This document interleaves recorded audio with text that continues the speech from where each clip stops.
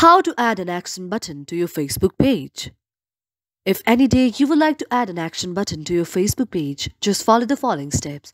First of all, you have to launch Facebook on your mobile device. In order to do so, first of all, in the search section, search Facebook out there. After searching Facebook, you will see the very Facebook application. You have to launch the Facebook application on your mobile device. Now you have to proceed towards the very profile section out there.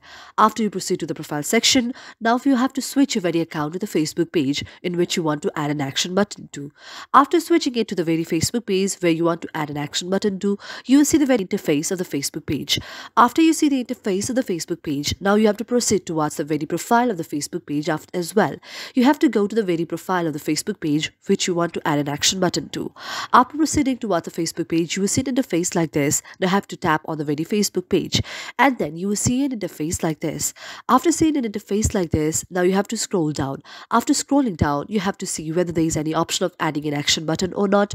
If you do not find any, you have to go to the option of see more and then you have to scroll down, and after scrolling down you will see the option of add an action button. You have to tap on the option of add an action button. After tapping on that, now you have to choose an option which action button you want to tick to. After choosing an option of which action button you would like to add to, you have to go to the option of next.